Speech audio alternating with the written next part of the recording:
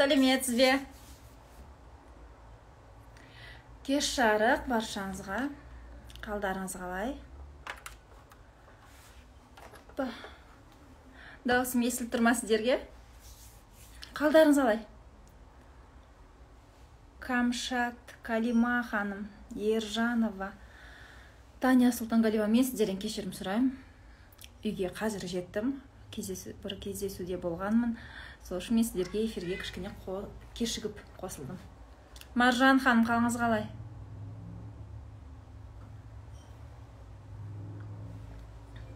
Осы асығып, келіп кіріп, қазір отырған күйім. Естіліп тұр, даусым? Супер. Бүгін бізде тікелей эфирде сұрақ жауап болады. Ала бұйыртса ертеңгі тікелей эфирде біз дәрігерлерге төленетін 2 миллионның темасын қозғайтын боламыз. Мен осыған дейін пост жазған болатынмын. Кім алды, кім алмады, қандай кедергілер болды деп. Көбінесе жеке сұрақтар дайректке келіп жатыр. Мен оның барлығын әрине зерттеп, қарастырып, ертең бұйыртса дәрігерлер тақырыбына тікелей эфир өткізетін боламыз. Именно дәрігерлерге COVID-19 жұқтырған дәрігерлерге төленетін 2 миллион теңге жөнінде эфир болады ертең. Ал бүгін бізде заңгермен сұрақ жауап өтеді. Алдымен қал жағдай білсек, қандай жақсы жаңалықтар бар. Эфирдің басында давайте жақсы әдетке айналдырамыз. Глобальная тема.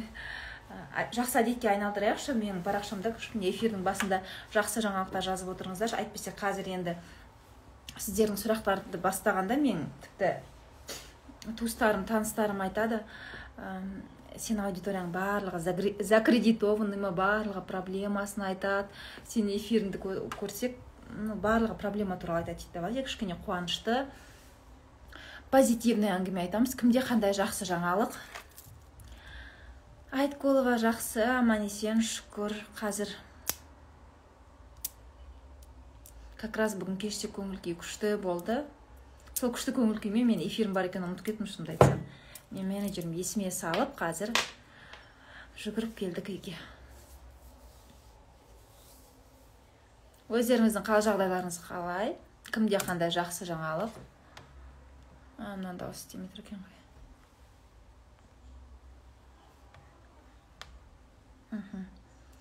Кеш жарық, Ақжан ханым. Кішкене күтейік, өзгелер қосылсын. Елжас мырза, қай жылғысың, айна қанша табыс табасың? Ондай сұрақтарды қою бейәдептік деп есептеймін.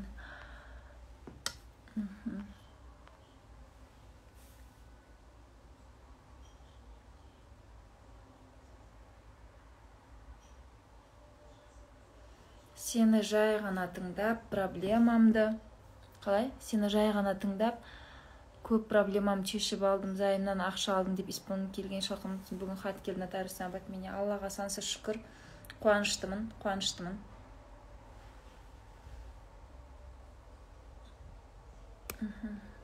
Бұлай істеп сүрекші,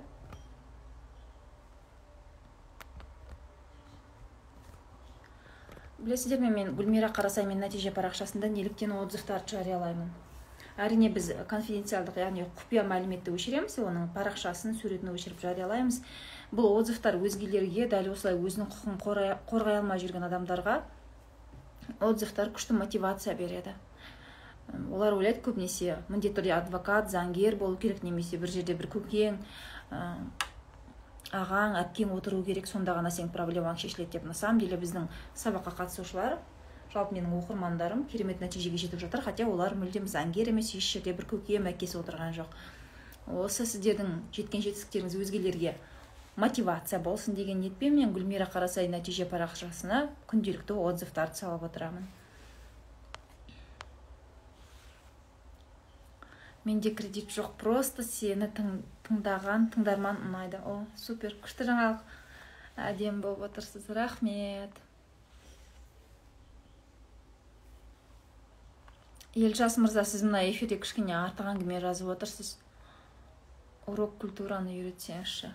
Культура демекші, қай кешегі постымда ма, бүгінгі постта ма, сиқыр деген сөз менде через и кратке жазылған, қысқа имен. Сон бір кісі бағана жазып жіберіпті, сіз адамдарға типа сауатсыз жазыңыз деп. Мен ол кісіге жауап қайтардым, енді идеальный емеспін деп. Ойлап қалмаңыздар, Гүлмира заңды біледі дегенге барлығын керемет идеальный біледі деп. Мен де сіздер сияқты адаммын, менің де минустарым бар. Сол үшін ол қатені әдейі түземей көздеріне көрсетіп қойдым. Идеальный ешкім жоқ, ешкімнен идеальный болуды күтпеңіздер. Кейде маған біреулер жазады, сенің киімің мынадай, жүрісің мынадай, сөйлеген сөзің мынадай, мен бұлай деп ойламадым. Ну, ваше ожидание — это ваше ожидание. Бұл әлеуметтік желі, бұл менің парақшам. Сондықтан әрине мен өзгелерге пайда тигізу ниетімен, пайдалы болу ниетімен сіздерге осындай заңгерлік кеңестер өткіземін. Ал енді киімім, жүріс тұрысым, сөйлеген сөзім, күлкім немесе посттар ұнамай жатса, онда, пожалуйста, менен басқаны талап етудің қажеті жоқ. Себебі ваше ожидание — это ваше ожидание дейді ғой. Сондықтан біреудің болмысына құрметпен қарай білу керек.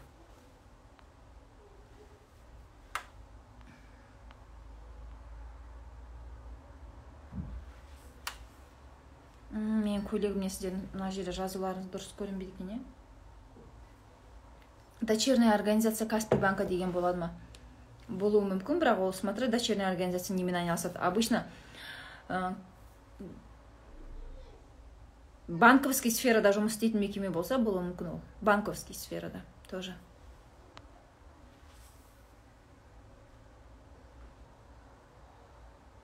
Бірақ Каспий банк өзінің дочерний организациялар туралы ешқандай хабарлама бермеді ғой, сондықтан оны тексеріңіз, банкке өзіне хабарласып.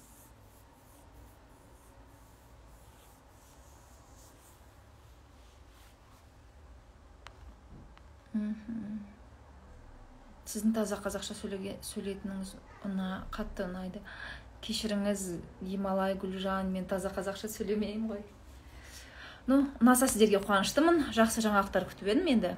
Ең бастысы бас аман, сол басты жаңалық қой.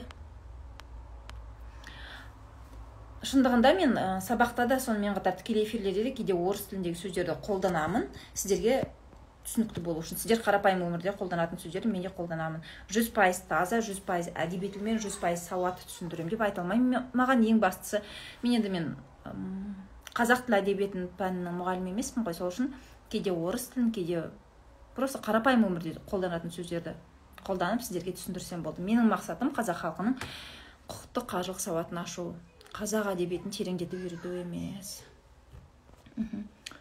Окей, мен негізі жақсы жаңалықтар күткем, сөйтсем бәрібір сұрақтар кетіп жатыр. Давайте кеттік, сұрақ жауапты бастаймыз. Егер мен дәл сіздің сұрағыңызға жауап бермесем, менің сұрағыма жауап бермедіңіз деп сондай бұлданудың қатты қажеті жоқ, түсініңіздер. Мен жалғызбын, сіздер мұнда уже 125 адам отыр. Дегенмен өзге адамның сұрағы сіздің сұрағыңызбен сәйкес келуі мүмкін, сондықтан барлық сұрақтардың жауабын мұқият тыңдағандарыңыз жөн. Оның үстіне бір сұрақты бірнеше рет жіберудің қажеті жоқ, иә? Микрозаймды айлықтан ұстап төледім, чеси арқылы енді соны артық төлеген соманы қайтаруға болады ма? Сотқа беруге мүмкіндігіңіз бар, Амина ханым. Егер сотта келісім шарт жарамсыз деп танылса, үстіндегі артық соманы қайтарып алу мүмкіндігіңіз бар. Егер соттың шешімі сіздің пайдаңызға шықса. Микрозайм мен кредиттің айырмашылығын әрбір тікелей эфирде түсіндіремін. Давайте тағы бір түсіндіре кетейін, иә? Егер қарыз беру келісім шартында, сол қарыз беруші компанияның атауында МФО, МКО, микрофинансовая, микрокредитная организация деген сөздер бар болса, демек ол микрокредитке жатады. Ол микрозайм емес. Осы 4 сөз болмаса, ол микрозаймға жатады. Сотқа беруге мүмкіндігіңіз бар, Амина ханым. Милицияда істеді, белгісіз бір себеппен. Бауырым милицияда істеді. Шығып қалды, жұмыстан қайта қуып ала жұмысын. Айбусынова Гүлнар, мұны жеке қарастыру керек. Сізде алдымен анықтау керек, ол өз еркімен шығып кетті ме, немесе оны белгілі бір статьяның пунктімен шығарды ма. Яғни бізде Трудовой кодексте арнайы статья бар, және ол жерде өте 15-тен астам себептер бар, қателеспесем 15-тен астам. Когда жұмыс беруші, работодатель вправе уволить сотрудника. Жұмыс беруші жұмысшыны жұмыстан шығарып жібере алатын негіздер қарастырылған. Егер солай оны қандай да бір заң бұзушылық үшін немесе тәртіп бұзушылық үшін жұмыстан шығарған болса, мұндай жағдайда ол шынымен де сол жасаған болса, жұмысқа қайта орналаса алмауы мүмкін. Приказын көру керек, қандай себеппен оны жұмыстан шығарған.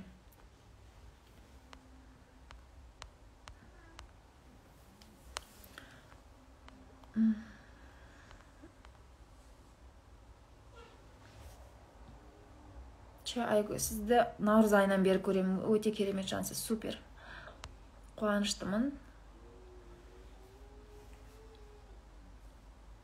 Каспий KZ магазиннен кредитке алған товардың пайызын азайтуға арыз жазуға болады ма дейін. Так, во-первых, мен сабақтарымда пайызын азайту туралы әңгіме болмайды, переплата сомасын азайтып тиімді жабу туралы түсіндіремін. Мысалға, өткен тікелей эфирде кешенің алдыңғы күні болған. Көрдіңіздер, 1 миллион теңге үнемдедім деген бар, тиімді несие сабағына қатысушы. Бірақ бұл жерде әңгіме пайызды азайтуда емес. Тереңдетілген сабақта сіздердің үйренетіндеріңіз бірнеше амалды үйренесіздер. Тиімді жолмен жабудың амалыны және переплатаны азайту жолын. Бірақ, пожалуйста, пайызды азайтумен шатастырмаңыздар. Переплата сомасын азайту мүмкіндіктері қарастырылған.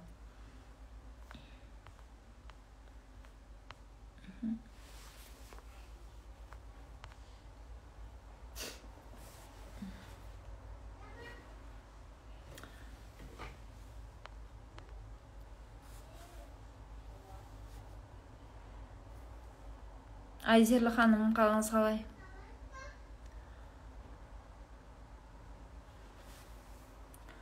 Карантин кезінде кредит создырғанбыз, бірақ 2 ай қосып плюс пайыз қосқан қаншалықты заңды. Ол заңды, себебі үстіне сыйақы пайызын қоспаңыздар деген заң шыққан жоқ, тек отсрочка беріңіздер деген заң шықты. Ол туралы Golf 893 AWA. Менің YouTube каналымда бірнеше видеолар бар. Кредитке каникул, отсрочка деп аталады. YouTube-қа прям Гүлмира қараса деп жазыңыз. Сол жерде мен прям сызып түсіндірдім. Мынадай жағдайда сізде былай қосуы мүмкін. Сондықтан отсрочка аларда ойланыңыздар деп.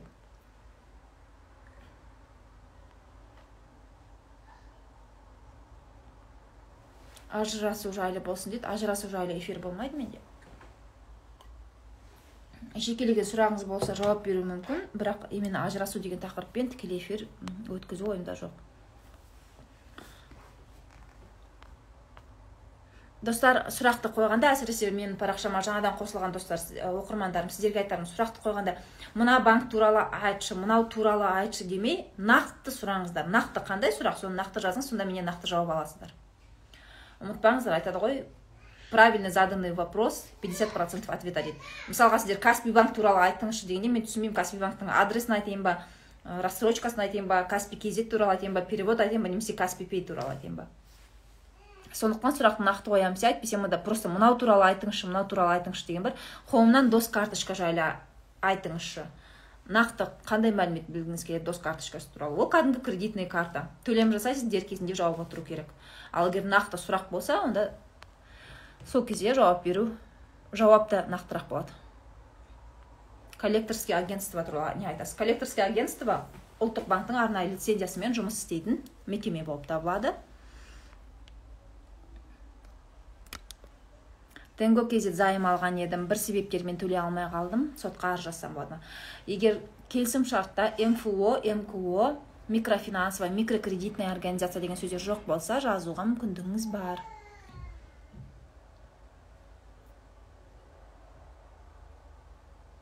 ИП аштым, ай сайын төлем. Иә, ай сайын.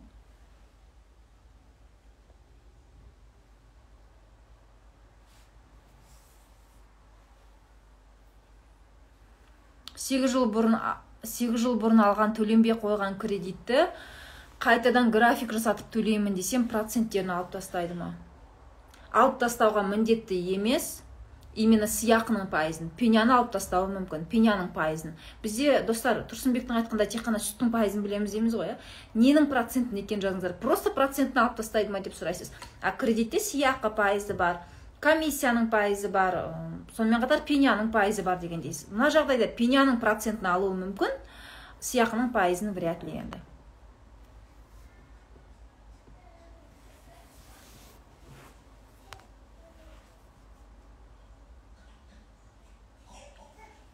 Менің ажырасқан күйеуім 2 қызымды қонуға алам дейді. Сонысы дұрыс па? Балалар менімен тұрып жатыр. Әкесінің құқығы бар балалармен араласуға және оларды үйіне алып кетуге. Егер сіздер өзара татуласы бұл мәселені шеше алмасаңыздар, тұрғылықты жеріңізде білім басқармасы бар, управление образования. Білім басқармасының ішінде балаларды қорғау және қамқоршылық мекемесі бар. Орган опеки и попечительства. сол мекемеге хабарласасыз, ол мекеме сіздерге график қойып береді. Мысалға дүйсенбі, сейсенбі, сәрсенбі сізбен бірге, бейсенбі, жұма, сенбі әкесімен бірге тұрады дегендей. Әкесінің араласуға, алуға құқығы бар. Егер мысалға соттың шешімімен ол әкелік құқығынан айырылмаған болса, құқығы бар. Каспий туралы айтып беріңізші. Нақты сұрақ қойыңыз Каспий туралы, сонда айтуы мүмкін. 2003-те үйдің кезегіне тұрдым. 2013-те үйдің кезегі келді. Сол кезде маған сонда отырғандар сіз кезекке тұрған жоқсыз дейді. Дәлел қағаз болса алып келіңіз дейді. Бірақ менде қолымда. Аманда Шамеш. Ол қиын емес қой. Қазір тексере салсаңызшы, әлі де тұрған боларсыз кезекте. Просто егов кезетке кіресіз, жилищные отношения деген бар. Ой, мынау менде ашылмай тұр екен қазір. Окей, егов істемей тұр. Техникалық жұмыстар жүргізіліп жатыр. Аманда Шамеш, қолыңызда егер сізде кезекке тұрдыңыз деген шынымен де анықтама болмай, сіз оны дәлелдей алмасаңыз, скорее всего 2003-2013 оның аралығында не болды ғой? Жазбаша түрде өтті ғой ол. Журналға жазып дегенде, ой, мен мынаны кішкене жарығын үлкейтемін ба десем.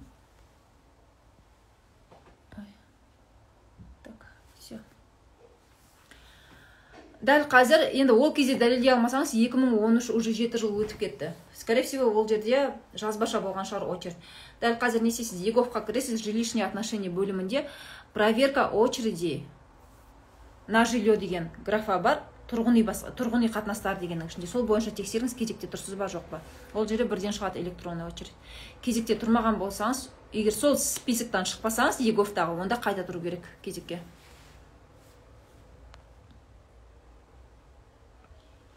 Кредитті 96 күн отсрочка етіп алдық, жұмыссыз қалып.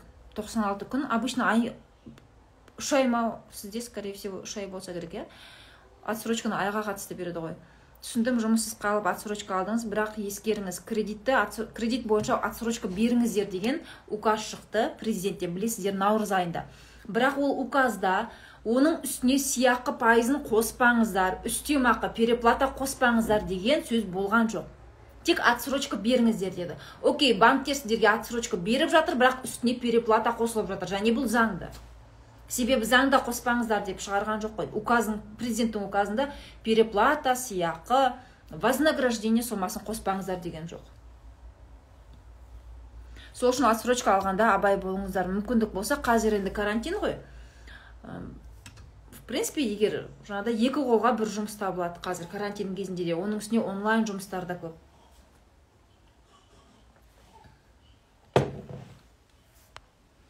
Сізбен қалай хабарласуға болады? Парақшамда WhatsApp номер тұрған менеджердің. ЕСП дегенде, ЕСП дегеніміз единый совокупный платеж. Қазақ тіліндегі аудармасы бірыңғай жалпы төлем, қателеспесем жалпы төлем, я совокупный платеж.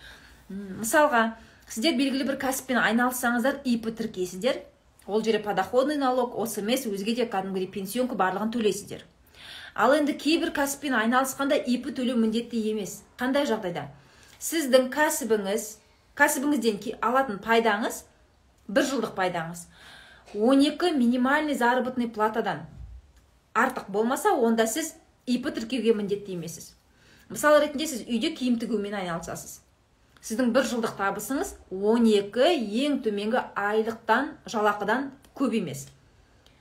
Мұндай жағдайда сіз ай сайын ЕСП төлеуге мүмкіндігіңіз бар, ИП тіркемей. Себебі ИП тіркесеңіз, сіздің налогтарыңыз, кәдімгі налогы бар, отчеты бар, ОСМС, пенсионка, оның шығыны көбірек болады. Оның үстіне отчеты бар тапсыратын. Ал егер сіздің табысыңыз әлгінде 12 минимальный заработный платадан аз болса, онда ЕСП төлеп отыруға болады. ЕСП дегеніміз не бұл? Единый совокупный платеж, оның көлемі 1 МРП-ға тең, егер сіз қалада тұратын болсаңыз, қалалық аймақта. 2778 теңге. Егер сіз ауылдық жерде тұратын болсаңыз, оның тең жартысын төлейсіз. Биыл 2020 жыл МРП 2778 теңге тең. Просто ЕСП төлеп кәсіппен айналыса берулеріңізге болады, егер табысыңыз 12 МЗП-дан көп болмаса. 12 МЗП дегеніміз не? Минимальный заработная плата 2020 жылы республикалық бюджет туралы заңға сай 42500 теңгені құрайды. Енді 42500 теңгені 12-ге көбейтіңіз. 515 мың шығады ма? Примерно сондай да, 510 мың. Сол сомадан артық болмаса табысыңыз, онда просто ЕСП төлеп кәсіппен айналыса бересіз.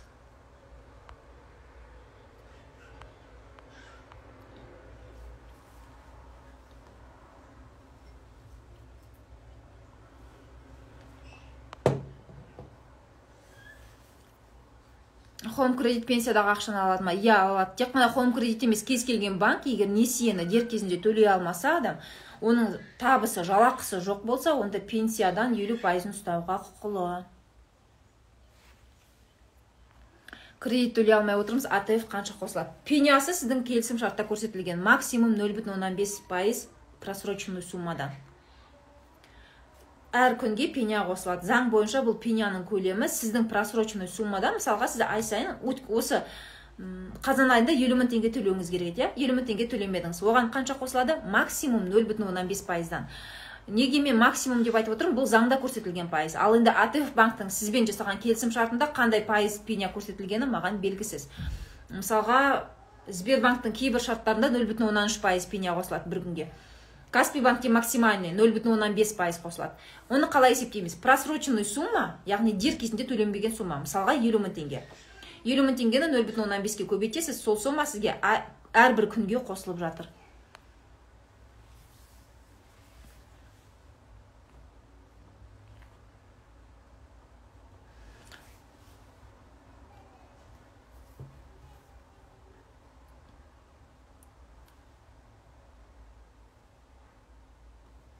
Ломбардқа қатысты сабақтарым жоқ. Именно кредитке қатысты тереңдетілген сабақтар бар. Ломбардқа келетін болсақ, сіз қазір төлей алмай жатсаңыз, хотя бы барып карантин кезінде хотя бы ломбардтың үстіндегі пайызын төлеп отыру керек, чтобы пеня қосылмау үшін. Немесе ломбардқа барып өтініш жазуыңызға болады, график жасап бере аласыздар ма деп. Әйтпесе залоговое имуществоны алып қоюға құқығы бар.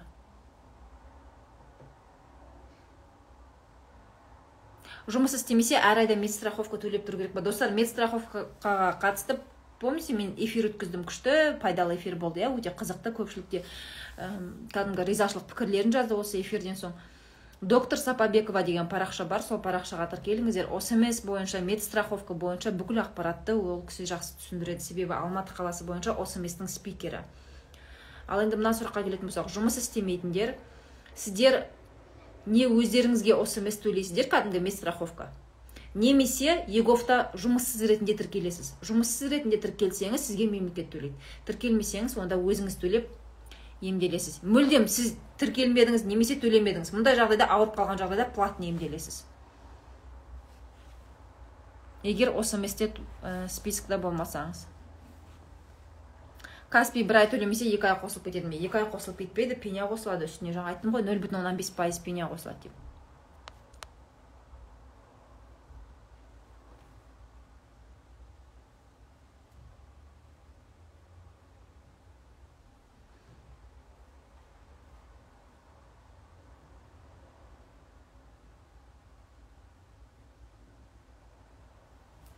Сияқты сол күйі тұруы мүмкін емес, Ч. Айгүл Н. Сол күйі тұруы мүмкін емес, ШДП болған жағдайда сыйақы міндетті түрде азаяды. Өзіңіз есептеңіз, егер сіз тереңдетілген курсқа қатысқан болсаңыз. Калькулятор берілді сіздерге, себебі ЧДП жасаған жағдайда, егер сіз весомый сумманы жасасаңыз, мысалға бір ЧДП 50 мың теңге, 60 мың теңге емес, кәдімгідей 100 мың, 200 мың жасаған болсаңыз, онда үстіндегі сыйақы салынады. Сәлем, Гүлмир, ашылысың ғой. Жоқ, қайдан көрдіңіз оны ашуда?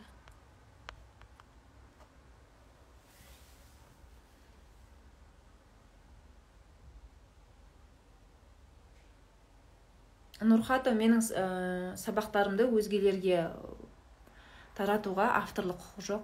Өзіңізге пайдалануыңызға болады, онлайн сабаққа қатысып, бірақ өзгелерге пайдалануға авторлық құқы бермеймін. Бұл себебі менің өзімнің методика, мен сіздерге университеттегі сабақты үйретіп жатырған жоқпын. Бұл арнайы, пока что мен жалғыз өзім өтетін бөлек методика. Сол бойынша мен сіздерге заңның қиын тілдерін қарапайым тілмен түсіндіремін.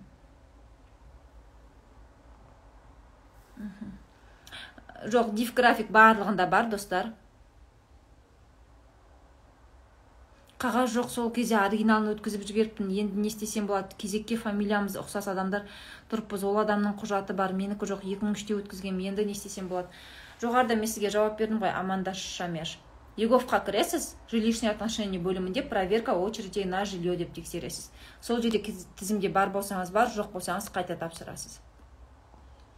Аресті қалай шешемін? Ботахан 87, аресттің 2 жолы бар. кейде соттың шешімімен арест қояды бізге жеке сот орындаушы, кейде нотариустың атқарушылық жазбасымен қояды, иә. Екеуі екі жолмен келеді. Түптің түбінде судебный исполнитель қояды сізге. Бірақ судебный исполнитель судья емес, екеуін шатастырмаңыздар. Нотариустың атқарушылық жазбасымен қойған болса, онда бізде арнайы сабақ бар, аресті шешу, нотариустың атқарушылық жазбасымен қойылған арест шешу деген. Сол сабақты алып, пайдаланып, арест шешуге мүмкіндігіңіз бар. Ал егер соттың шешімімен қойылған болса, прям судья деген жазу бар болса, ондай жағдайда сіз қарызды жаппайынша онда арест шешілмейді. Но қазір аресттің басым көпшілігін частный судебный исполнительдер именно нотариустың атқарушылық жазбасымен қойып жатыр. Сол үшін WhatsApp-қа жазып, сабақты көріп шешуге мүмкіндігіңіз бар. Сәлем, 28 күнгі сабаққа қай күн? 28 күнгі сабақ уже басталып кетті ғой, Айнұр Тұрсынбаева ханыммен бірге болатын ажайып 28 күн деген марафон. Уже басталды, парақшада болып жатыр. Мүлдем пайыз қоспай кредитті төлеу деген тема жоқ, достар. Дұрыс түсініңіздер, пожалуйста, сиқырлы таяқша іздемеңіздер. Жаңадан келген оқырмандар дұрыс түсінбей жатыр информацияны. Кредитті мүлдем пайыз қоспай төлеу. Кредиттің төлеген, уже жабылған кредиттің пайызын қайтарып алу дегенде әңгіме айтып жатыр. Ондай әңгіме болмасын, дұрыс түсініңіздер. Тиімді несие тереңдетілген курсында сіздер қазір төлеп жатқан кредитті тиімді жабу жолдарын үйренесіздер, переплатаны азайтып. Ол бірақ пайызын азайту емес, ол немесе үстіне мүлдем пайыз қоспай төлеу емес, бірақ тиімді жабатын боласыздар. Мысалға, Гүлмира Қарасай нәтиже парақшасында қанша адам айтып жатыр ғой, 600 мың үнемдедім, 1 миллион үнемдедім. Тіпті бізде қанша? 7 миллион 900 қателеспесем үнемдеген адам бар осы сабаққа қатысып. Сол үшін информацияны дұрыс түсініңіздер.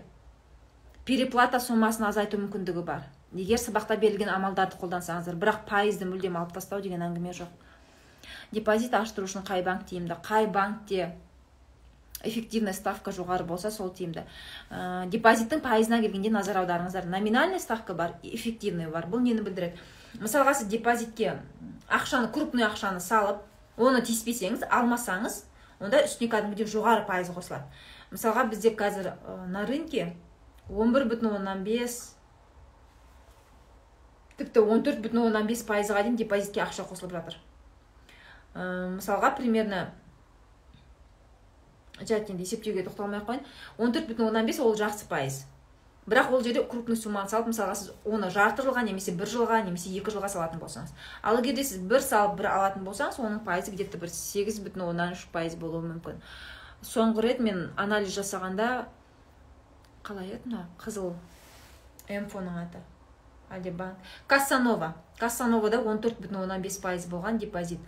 Бірақ ол жерде крупный сумманы салатын болсаңыз, мысалға 500 мыңды 1 жылға, немесе 2 жылға салатын болсаңыз, 14,5 болды. Ал средний ақша салатын болсаңыз, ол примерно 10,5-11,3% депозит. Ең бастысы депозит ашқанда Гүлгүл ханым, сол депозитке ақша салған банктың Казахстанский фонд гарантирования депозитов, КФГ-ді. Сол Қазақстанның депозиттерге кепілдік беру қорымен арасында келісім шарт бар ма, жоқ па, соған назар аударыңыз. Сонда қазір енді кризис кезінде, Құдай сақтасын, банктер аман болсын. Дегенмен банк жабылып қалса, сіздің ақшаңызды сол кепілдік беру қоры қайтарып береді, 10 миллион теңгеге дейін депозитті. Осыған назар аударыңыз, иә. Егер КФГ мен арасында договор, гарантийный договор жоқ болса, ол банкке ақша салу сізге тиімсіз болады.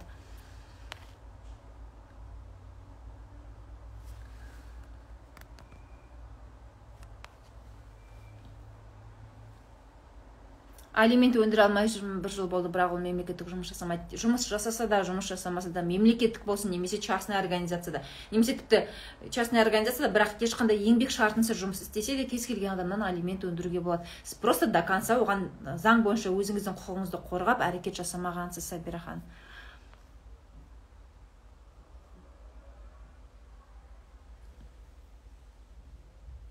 Жылыстырудан 5 жыл бұрын үй алғанбыз, әлі 10 жыл бар төлейтініміз. Соны банк өтпей тұрып ерте жапсақ қосылмайды ма? Егер досрочно жабатын болсаңыз, әрине ол сізге тиімді ғой, Сандуғаш ханым.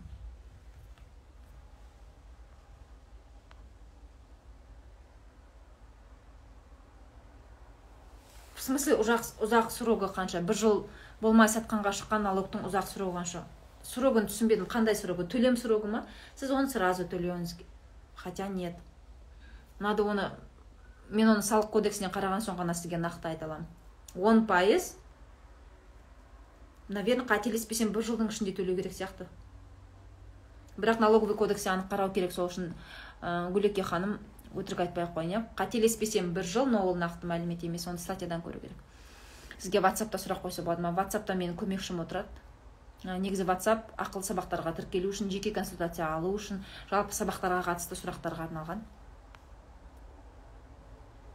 Сіз алған кезде микрокредитная организация болса, яғни сіздің договорда Шахизадахан микрокредитная организация деген жазу болса, сол қарыз беруші компанияның атауында, онда сіз уже сотқа бере алмайсыз, себебі оның, скорее всего, уже лицензиясы бар.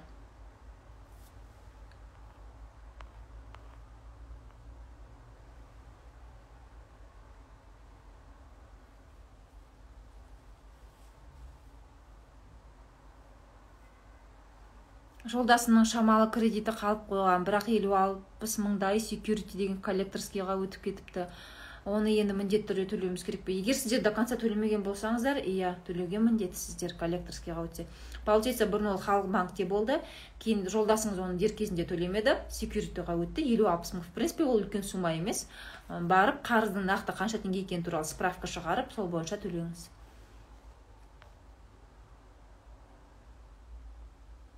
Жоқ, ақша бар марафонда жабық топ ашпадық. Неліктен? Себебі кейбіреулер тапсырманы ойлайды екен, тексеретін болған үшін жасаймыз. Бірақ біз ересек адамдармыз ғой, мысалға мен сабақтарымда бір 15, 14, 10 жастағы балаларға үйретпеймін. Ересек адамдар менің ойымша марафонда берілетін тапсырмалар немесе курста берілетін тапсырмаларды олар өздері өз еркімен орындау керек. Біреу тексереді деп емес, өзінің сауатын арттыру үшін.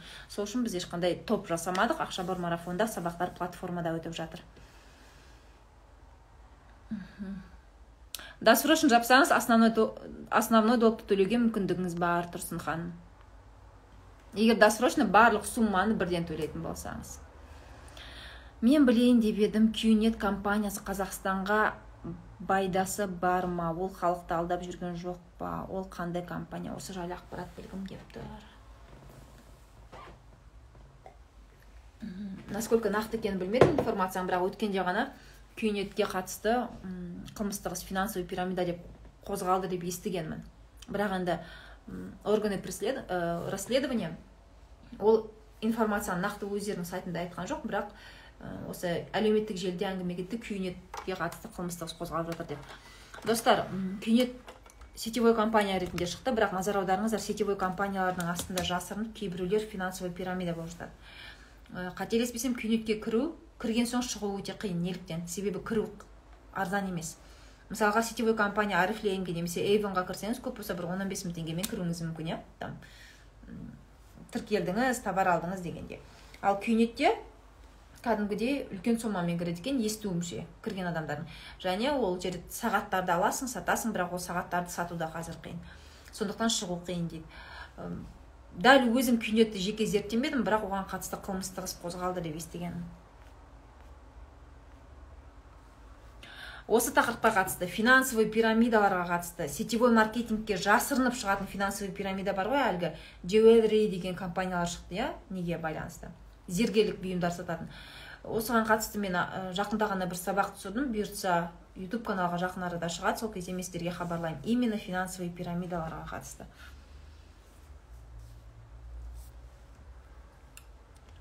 Себебі сіз тиімсіз алғансыз, Майра Серікбай. Форте банктен 5 жыл кредит алдым дейді, 1,5 миллион, 2,5 жыл тек сыйаққа ғана төлеппін, досрочно жабайын десем, әлі 1 миллион 100 мың теңге бар. Получается, сіз 2,5 жыл оның 400 мың теңгесін жапқансыз. Себебі сіз тиімсіз кредит алдыңыз және оны тиімсіз жауып жатырсыз. Сол үшін мен сіздерге енді кредит алыңыздар деген үндеу жоқ менде, бірақ түбінде мен айтпасам да барып алып жатсыздар ғой. Хотя бы банкке барғанда бірдеңе біліп барыңыздар деймін. Неліктен тиімді несие сабағын шығардым? Тереңдетіп, кәдімгідей тақтаға сызып түсіндіріп. Себебі сіздер банкке барғанда бірде-бір менеджер сіздерге олай түсіндірмейді. Ойлаңызшы, 2,5 жыл төледіңіз, небәрі 400 мың жаптыңыз 2,5 жылдың ішінде. 1 миллион 100 мың теңге әлі тұр. Потому что ол самый невыгодный кредит. Комиссиялар, достар, Ұлдана Малик, АТФ банк кредит комиссиясын алып тастауға болады ма? Комиссия заңсыз болса алып тастауға болады, заңды болса алып тастай алмайсыз. Арнайы ұлттық банктың өзінің комиссияларының түрлері бар, заңды түрде рұқсат етілген банктер ол комиссияларды ұстауы мүмкін. Және ол рұқсат етілмеген комиссия болса, егер, ондай жағдайда алып тастауға болады.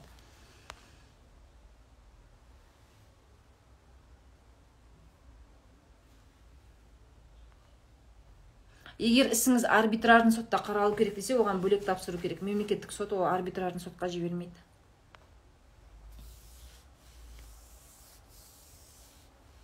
Көп балалардың кредитін қысқартып кешіріліп жатыр ма? Жоқ, ондай заң шықпады, ондай указ шықпады.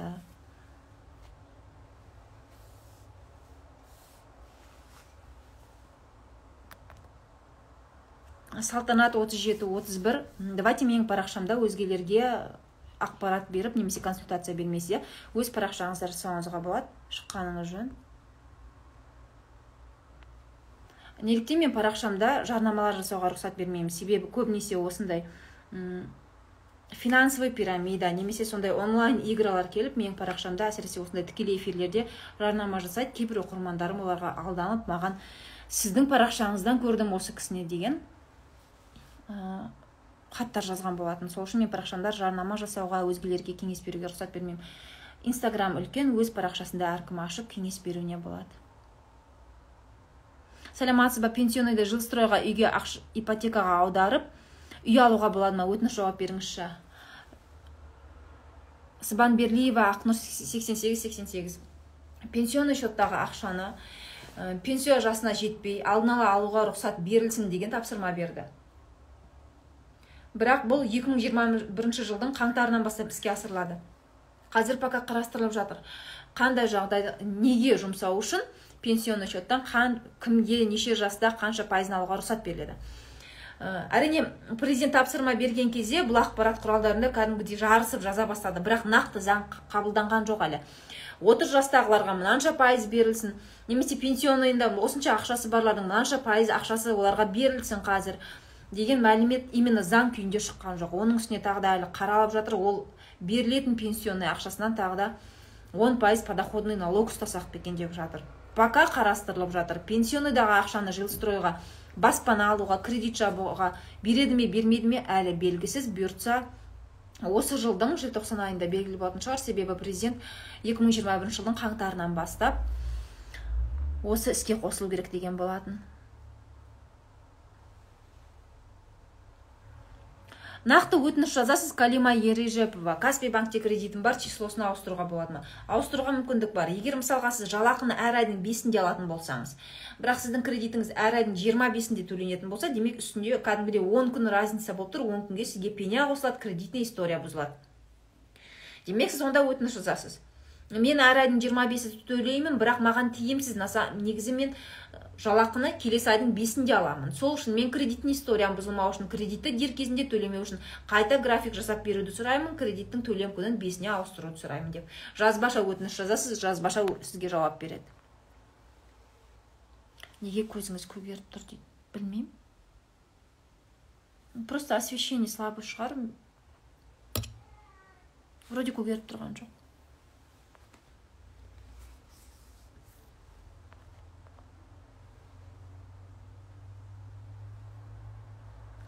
Каспий банктегі кредитім коллекторға өтіп кетіпті. Төлесем ақша төлемедің деп жатыр. Төлеген қағазым жазулары өшіп кеткен. Я, достар, мен осыған дейін де бір пост жоқ жазбадым, сторис айтқан болсам керек. Қазір білесіздер, терминал арқылы Киевиден немесе Каспийден немесе өзге банктердің терминалынан төлегенде ол чектегі жазу кәдімгідей өшіп қалады. Фискальный чектің жазуы сияқты ғой ол. Сондықтан сіздер төлем жасаған кезде электронды пошта бар барлығыңызда. Просто оны суретке түсіріп, кәдімгідей электронды поштаға атауын жазып, өзіңізді электронды поштаға жіберуіңізге болады. Барлық квитанция, барлық договор сонда сақталып тұрады. Мысалға мен осындай маңызды төлемдер жасағанда кішігірім осындай терминалдан берілетін чектерді не ксерокстен өткіземін, немесе сол свежий күйінде суретке түсіріп электронды поштама жіберемін. Сол құжат, сол чек керек болған жағдайда, мысалға дәл қазіргі жағдайда сіз төлемедіңіз деп жатыр. Төлегеніңізді растау үшін сіз сол электронды поштадан өзіңіздің чегіңізді табатын едіңіз. Примерно сол периодта. Дәл қазір не істейсіз? Егер сіз Каспий банктың терминалы арқылы төлеген болсаңыз, Каспийге барып өтініш жазасыз. Мен осы күні осынша теңге төлеп едім, бірақ чекте өшіп қалған. Просто осындай сумма төледім, не обязательно чекте өшіп қалған деп жазу. Мен мысалға 25-ші қыркүйек күні 50 мың теңге төледім. Осы туралы нақты справка беруіңізді сұраймын. Қашан, қай күні қанша теңге төледім деп. Сізге справка шығарып беруі тиіс. Сол жерде көрсетіледі, сіздің төлеміңіз түсті ме, жоқ па? Үй кезегіне тұру үшін соңға бару керек пе? Не обязательно цонға бару, ол егофта просто жилищные отношения дегенге кіресіз. Туған еш жетпіс. Менің YouTube каналымда Гүлмира Қарасай. Сол жерде үй кезегіне тұру деген кәдімгі видео бар. Точно атауы есімде жоқ. Мемлекеттен берілетін баспанаға кезек деп аталады ма, солай Гүлмира Қарасайға кіріп іздеңізші, өтінем, сол жерде шығады сол видео. Прям мен көрсеткен, мына жерге басасыз, былай кезекке тұрасыз деп. егоф арқылы тұруға болады, соңға бару не обязательно. Карточкамды қалай арестен шығарам? Ботахан 87 жоғарыда жауап бердім, қателеспесем сұрағыңызға. Қолхаттың тәрісі жазылса қаншалықты жарамды? Смотря қолхаттың мазмұнына қарай. Маған жеке консультацияға жазылған адамдардың ішінде бір кісі бір 10 шақты қолхат көрсеткен, ол кісі алтын сатумен айналысады екен.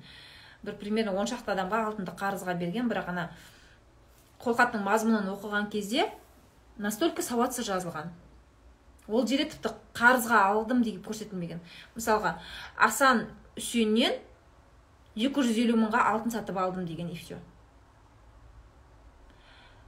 Қашан қайтаратыны, оның үй номері, аты жөні, қай жерде, сағат нешеде алғаны, ол туралы мәлімет жоқ. Қолхаттың мазмұнына қатысты 720923.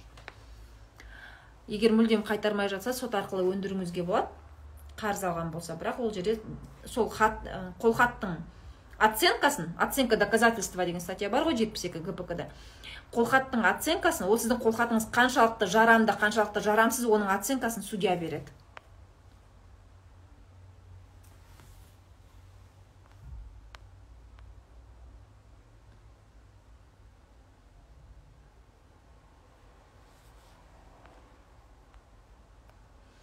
Микрозайм алған соманы қалай тек бір жыл бұрын алдым, мүлдем төлемедім. Төлеева 012. Микрозайм бойынша егер тек қана алған соманы қайтару қандай жағдайда болады? Егер сотқа жазсаңыз және сотта жеңіп шықсаңыз, соттың шешімі сіздің пайдаңызға шықса, келісім шартты екеуіңіз мынау микрозайм, деньги маркет, мынау сіз араңызда жасалған келісім шартты жарамсыз деп тану керек деп шығарса, ондай жағдайда сіз тек қана алған соманы қайтаруыңыз мүмкін. Егер жоқ, мен сотқа бермеймін, 2-3 ай күтпеймін десеңіз, деньги маркетке өтініш жазуыңызға болады, тек қана алған соманы қайтаруыма болады ма деп. Деньги маркет өзде қарастырып көруі мүмкін. Кейбір жағдайда қазір кейбір микрозаймдар түсініп жатыр ғой енді, олардың лицензиясы жоқ екендігі заңсыздығын. Сол үшін кейбір микрозаймдар графикке бөліп беріп жатыр қарыз сомасын. Коллектор қорқытады, туыстарыңызды мазалаймыз деп. Туыстарыңызды мазалауға құқығы жоқ, егер сіз дер кезінде өзіңіз қоңырауға жауап беріп тұрсаңыз. Туыстарыңызға қоңырау шалса, туыстарыңыз айтсын, жоқ, біз ол кісіге мені мазаламаңыз, мен сізге жауап беруге міндетті емеспін деп. Сіздің туысыңыз кредит алғанда, Салтанат ханым, сізге гарант ретінде тіркелген жоқ. Кредитті алған кезде сіздің берейін ба, бермеймін ба деп, сіз гарант боласыз ба деп туысыңыздан сұраған жоқ. Может, номер телефоныңға да көрсеттіңіз, как контактный лицо. Егер сіз қоңырауға жауап бермесеңіз, туысыңыз арқылы сізге хабарлама жіберу үшін. Бірақ именно күні бойы, мысалға, сіз қоңырауға жауап беріп отырған кезде сіздің туысыңызды мазалауға құқығы жоқ. Осылай айтайықшы қысқаша.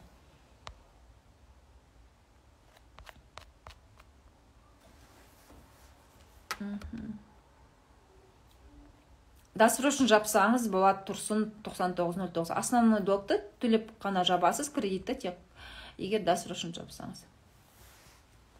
Спецсчеттан ақша алады ма сот орындаушы? Егер специальный счет пособияға, алиментке немесе әлеуметтік төлем 42500 теңгеге арналған болса, сот орындаушының бұл счеттан ақша ұстауға, бұл счетқа арест қоюға құқығы жоқ. Жолдасым пенсионный фондта 2 миллион ақша жинаған, залоговый кредит жабуға сұраса береді ме? Әлі заң шыққан жоқ, 2021 жылдың қаңтарынан бастап күшке енеді деген заң қарастырылуда әлі томи.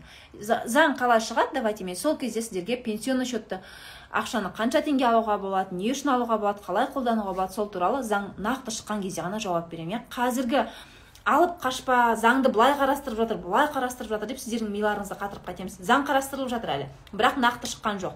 Қашан шығады? Президент қол қойған кезде шығады. Қол қойған кезде мен сіздерге нақты түсіндіремін. Пенсионный фондтағы ақшаны қай кезде алуға болатынын.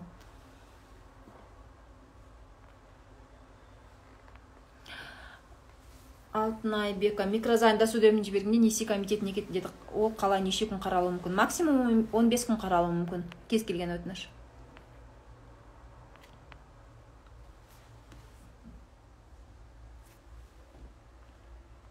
Солва бойынша не айта аласыз? Солва бойынша нақты сұрақ қандай?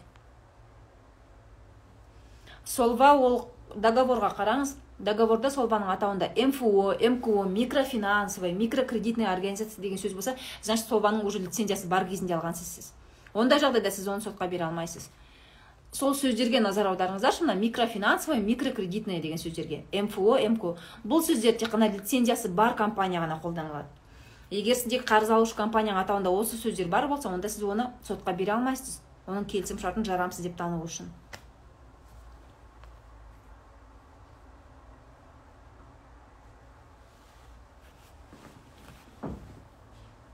Жолдасымның пенсионный тоқтап қалған, АСП ала алмаймын ба?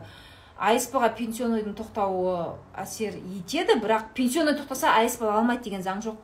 Керісінше пенсионный тоқтаса сізде доход азайып жатыр деген сөз. Керісінше сізде АСП алуға көбірек мүмкіндік болады.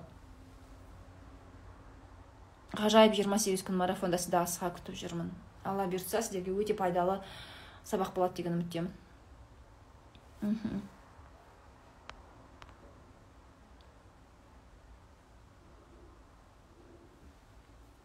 Қалай консультация алуға болады сізбен сөйлесуге? Достар, мен парақшамның прям қақ маңдайында 8747 525 95 12 деген WhatsApp номері тұр. Сол WhatsApp номерге жазуларыңызға болады.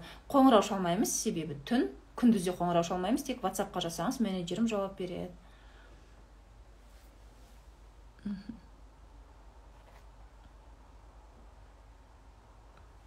Кредит толық төленді, енді справка алсам береді ме, бітті деген, әлде керек емес пе? На всякий случай алыңыз, әрине, беруі тиіс.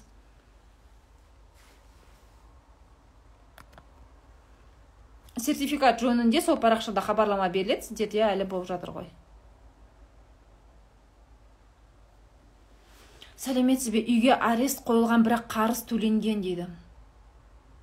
Онда сіз анықтаңыз, Ақбілек 888 кім арест қойған, сонға барасыз, немесе просто даже бармай-ақ, үйдің иесі кім, соның ЕЦП-сымен ЕГОВқа кіріп, ол кісі тексеру керек. Справка о наличии либо отсутствии обременений деген справка бар ғой ЕГОВта. Сол справканы алу керек, сол жерде көрсетіледі арест кім қойғаны. Және қарыз жабылды деген справканы, банкте қарыз жабылды ғой, сол жерден банктен справка алыңыз, қарыз жабылды деген. Және ары қарай ол справканы сол аресті қойған мекемеге беріңіз. Ал егер сізде залоговый кредит болса, онда назар аударыңыз. Залоговый кредитті жапқан кезде сіз банктен арнайы мынадай хат алуыңыз керек еді. Мынадай договор бойынша қарыз жабылды, аресті шешуді сұраймыз деген. Осы хатты алып, сіз цонға тапсырасыз. Үй қай жерде орналасса, сол аймақтың цонына. Ол цон департамент юстицияға жібереді, юстиция сіздің үйден залогты аресті алып тастайды. Егер залоговый кредит болса. Кредитті жауап біткен соң қанша уақытта черный списоктан шығарады? Happy Life 7957. Ешқандай черный список не существует. Бірақ сіздерге түсінікті болса, сол сөз түсінікті болғандықтан мен кейде сол сөзді қолданамын. На самом деле заң бойынша да фактически іс жүзінде де ешқандай черный список жоқ.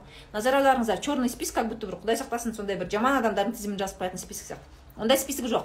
Мен жақында ғана соңғы бір 5-6 постты көріңізші, және Telegram каналда. Черный список жоқ, ол просто сіздің кредитный историяңыз. Кредитный историяда сіз қашан кредит алдыңыз, қай банктен алдыңыз, қанша күн просрочкаға кетті, неше пеня қосылды, неше ол сумманы қалай жаптыңыз, барлығы сол ақпарат қамтылған. Осы ақпарат сіздің кредитный историяңыз. Просто кейбіреулер соны черный список деп атайды. Менеджерлерге солай түсіндірген тиімді. Кредитный историяны кез келген адам алып тексеруіне болады. Ол туралы видеоны өткенде ғана YouTube каналыма салдым, және Telegram каналға сілтемесін жібердім. Кіріп, қосылып, тіркеліп, өздеріңіздің кредитный историяны тексеріңіздер. Ал енді черный список емес, ол кредитный история деп айттым ғой. Кредитный историядағы мәлімет 10 жыл бойы, 10 жылдан кейін жаңартылады. Мәлімет 10 жыл сақталады дейікші, қарапайым тілмен айтқанда, сіздің просрочка туралы информация 10 жыл бойы сақталады.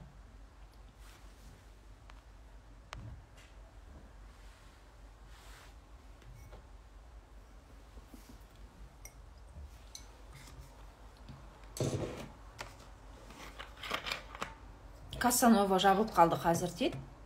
Қойыңызшы. Информация точно ма?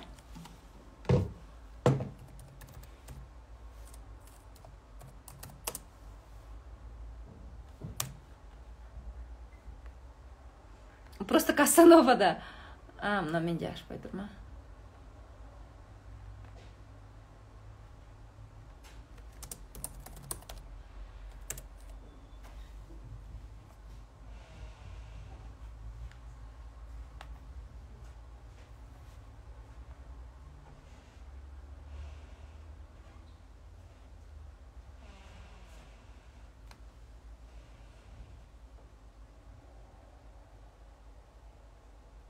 Нет, пока лицензиясы... Стоп, Кассанованың лицензиясы әлі күшінде. Банковский лицензиясы. Может, акцияларын сату туралы информация болған, оның учредителі Фортебанк қой, Фортебанктен шыққан, единственный акционерінен. Но вот пока Кассанова сам по себе работает. Каспий банктегі ақшаларым жоқ болып жатыр. Астана Нұр, мен сізге жоғарыда жауап бердім ғой. Гүлмира ханым, сабақ оқып кайф болып жүрдім. Ең ұнаған сабақ қалай?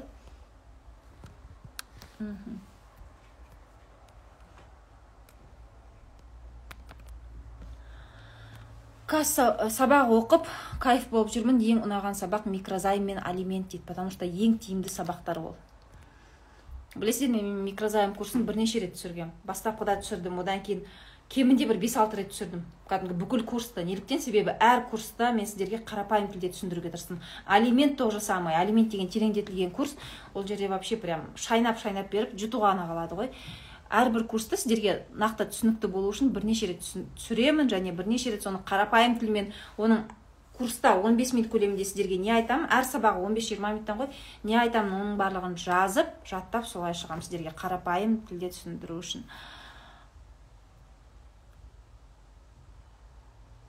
Сізде қандай сабақ болып жатыр? Дәл қазір менің өз парақшамда ешқандай сабақ болып жатырған жоқ. В смысле, кәдімгі сатылымда дейсіз бе? Бұйыртса, ертең емес, бүрсі күні мен өзімнің тереңдетілген курстарыма 3 күндік скидка жариялаймын. Ол туралы стористе хабарлаймын. Орындар шектеулі болады. Сол кезде сабақтар туралы білуіңізге болады. Немесе қазір парақшамда WhatsApp тұр ғой, соған жазыңыз. Дәл қазір менің тереңдетілген курстарым скидкасыз төленбей тұр. Мысалға, тереңдетілген курс, тиімді несие курсы ол 20 000 теңгемен тұр. Алимент курсы 10 000 теңгемен. Бірақ 3 күнге менде әр ай сайын скидка жарияланады, сол 3 күнде үлгеруіңізге болады.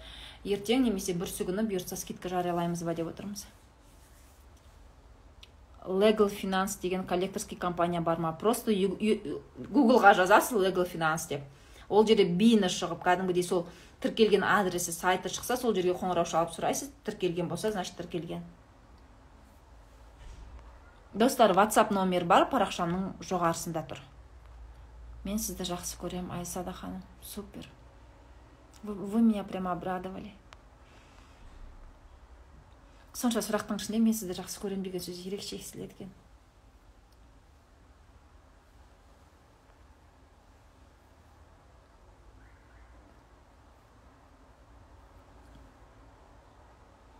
Сәлеметсіз бе? Менің жолдасымда Альянс банкте болған, төлеп жүріп машина қағып, қазір инвалид 1-ші группа. Мен 3 рет хат жаздым банкке жолдасымның осы жағдайды туралы. Бірақ сонда да коллекторға өткен. Ағырке 8620 Альянс банк әлде қашан жабылып қалды, я? Ал енді осы Альянс банктың кредиттеріне қатысты менің YouTube каналымда кәдімгі пайдалы видео бар. Альянс банктың кредитін тиімді төлеу немесе төлемеудің заңды жол деп аталады. Я, осылай. Просто ескі видео уже төлемеудің заңды жол деп аталады. Сол YouTube каналға тіркеліп, сол видеоны көріңіз. Сол видеода берілген инструкцияны амалды қолданыңыз.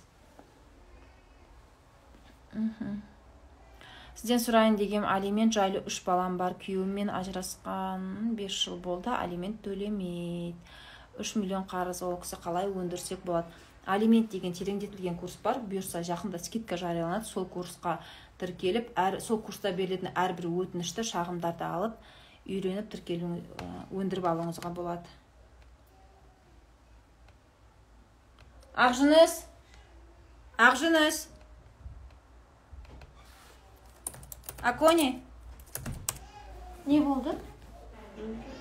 Ой, бұл енді есік жаба қойыңдар онда.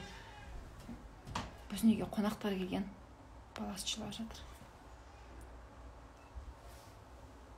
1 миллион 300 мың теңгені ауаға төлеп отырмыз. Күйнетке жоламаңыздар дейді мұны. Сіздерге сабақ болсын деп, мен сіздерге бөлек көрсетіп отырмын. Күйнетке қатысты. 1 миллион 300 мың теңге. Ойдай ақша. Еге маған соттан хат келді. Микрозаймның алған ақша, енді мен оларды сотқа бере аламын ба? Сізге соттан келді ма, сот орындаушыдан келді ма? Скорее всего, сот орындаушыдан келді. Әлде судья деген прям шешім бар ма? Судья деген шешім бар болса, онда уже поздно. Судья деген сөз жоқ болса, тек қана частный судебный исполнительден нотариустың атқарушылық парақшасы келсе, онда сіздің әлі беру мүмкіндігіңіз бар.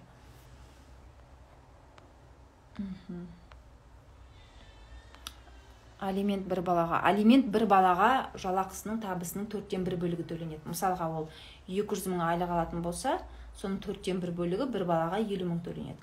Ал 2 балаға 33% төленеді. 3/1 бөлігі.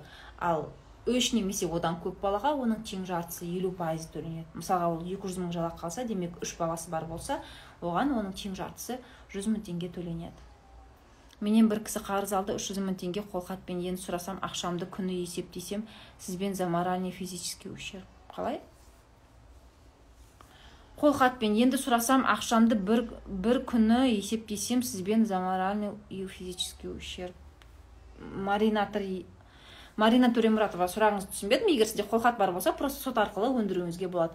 Сотқа беріңіз, талап арыз беріңіз, азаматтық істер бойынша қарастырылады, қарыз сомасын өндіру үшін. Физический ущерб, бұл жерде физический ущерб прям ұрып соғып, қандай да бір зиян тигізді ма сізге, немесе физический ущерб ДТП кезінде кәдімгідей физический ущерб болады, я?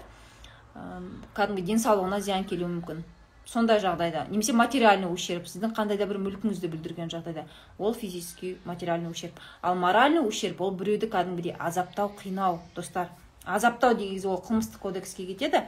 Бірақ моральный ущерб күнделікті оның жүйке жүйесіне әсер етіп, оның ар-ожданын кәдімгідей аяққа таптап, солай моральный ущерб. Ал просто қарызды бермей жүргенге, шыны керек, судебный практикадан алатын болсақ, моральный ущерб ешқандай оған төленбейді.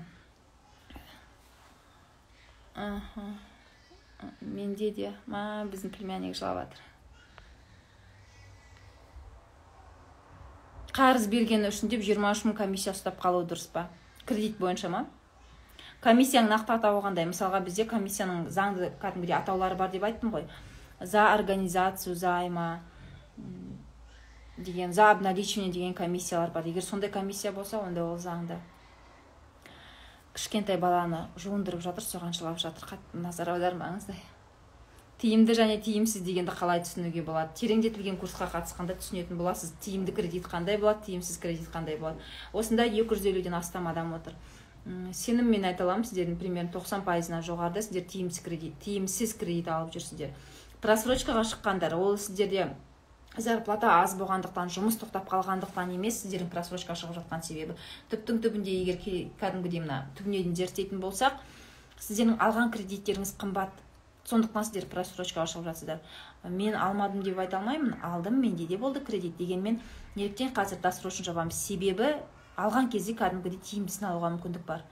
Мен қыздарға мысал келтіремін. Мысалға, сіз көйлекті алатын болсаңыз, кез келген бірінші дүкенге барып, көйлекті ала салмайсыз ғой. Сізге көйлек қатты ұнап тұр, ойлайсыз, екінші дүкенге көрейін, дәл осындай кішкене төмен бағамен бар ма екен деп. Сол сияқты кредиттің де арзаны қымбаты болады. Тиімді деген, значит, ол сізге тиімді кредит, арзан деген сөз. Тереңдетілген курста как раз сол тиімді кредитті қалай анықтауды үйретемін. Мысалға, А деген точкадан бастаймыз ғой, А деп, кәдімгі алфавитті А деп бастап, соңы Яға дейін кетеміз, е. Кредитті алғаннан бастап, оны тиімді жабу және соңына дейін до конца тиімді жабуды осы сабақта үйрене аласыз, тереңдетілген курста. Скидка примерно дүйсенбі күні, немесе жексенбі күні ертең жариялануы мүмкін, тек қана 3 күнге ғана болады. Рахиля Ораковна, сіз жоғарыда жаңа ғана жаздыңыз, жеке консультация алайын деп хабарласып едім, жауап бермей жатыр. Рахиля Ораковна, сіз жаңа жоғарыда маған жаздыңыз, я сізбен қалай хабарласам деп. Мен айттым, парақшамда WhatsApp номер бар, соған жазыңыз дедім. Сіз қазір жаздыңызда, ол жауап бермейді дейсіз.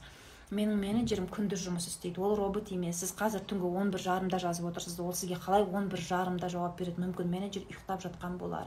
Ну, это просто логически.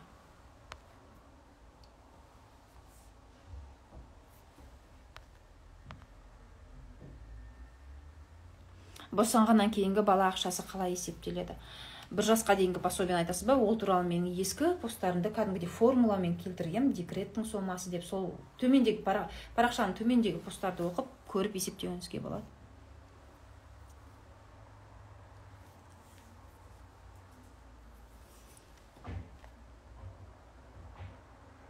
Народный банк ерте жапсам пайызы қысқарады ма? Егер досрочно барлық суммасын досрочно жауып тастайтын болсаңыз, основной долгты, онда сіз вообще пайыз төлемейсіз ғой.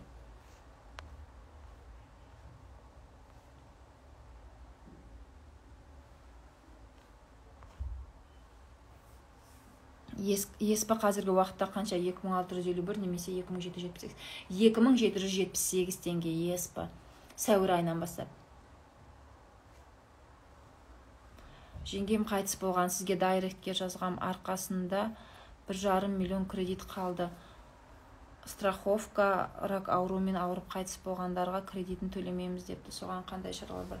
Сіз страховой компанияға жазбаша өтініш жазыңыз. Неважно, рак ауруымен қайтыс болса да, себебі может кредит алған кезде ол білмеген шығар. Договорды оқыңыз, Сания Барагова договорды оқыңыз. Прям рак ауруына қатысты әңгіме бар ма, жоқ па? Обычно договорда страховой случай деген бөлім болады. Қазақшасы сақтандыру жағдай деп аталады, қателеспесем. Ну, страховой случай деген графаны оқыңыз. Сол жерде в случае смерти 100% жабылады дейді. Сіз қазір уақытты жоғалтпай, жеңгеңіздің қайтыс болу туралы куәлігін тіркеп, страховой компанияға өтініш жазыңыз кредитін жауап беруге. И олар сізге жазбаша жауап беруі тиіс. В принципе, рак емес деп бөлінбейді, олар в случае смерти 100% төлеу керек. Әрине бұл жерде договорға назар аудару керек. Егер договорда ракта төленбейді десе, төленбеуіне мүмкін. Бірақ давайте сіз уақытты жоғалтпай өтініш жазыңызшы. В основном көптеген договорларда мына ауруда төленбейді деп жазылмайды. Просто в случае смерти оплачивается 100% деген жазуларды көрдім. ЕСП қанша қазіргі уақытта? Осы мен қаншасыншы адам сұрап жатыр ЕСП-ні? 2778 теңге ЕСП.